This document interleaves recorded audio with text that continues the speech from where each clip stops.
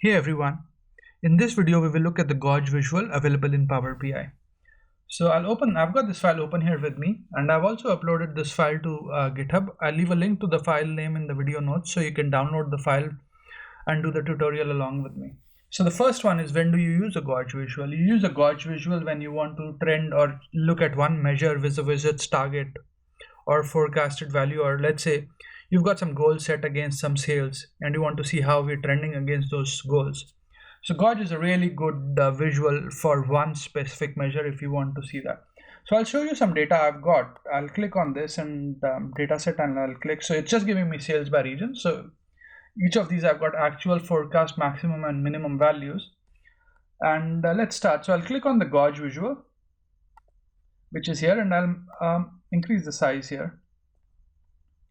So with the gauge selected, you can see it's giving me on the fields tab, it is giving me value, minimum, maximum and target. So let's just actually start with that. So we've got an actual value, and all it's doing is it's summing up all the values in the actual column. So it's summing up all these values and it's just giving us that. Similarly, let's say what is our forecasted, and I'm just going to pull forecasted into our target.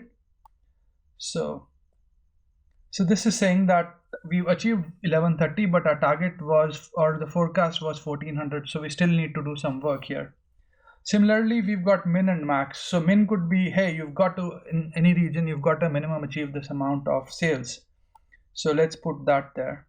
And it shows us that the minimum is 800. We are ahead of 800, but we are behind our target. And similarly, maximum is like, hey, this is like the maximum values, and if everyone achieves this, that's kudos to everyone. So we put that here, and you can see it's giving me 3200, which is the sum of all the values for all the regions maximum. 1130 is what we've achieved so far. Our target is 1400 and the minimum is 800. So we're ahead of our target. We're ahead of the minimum, but we are behind our target. And you could go like, hey, but I want to see how I'm trending for various regions. So I could probably just add a filter here, and I'm going to put the regions into the bucket. And let's filter out for north, say for example.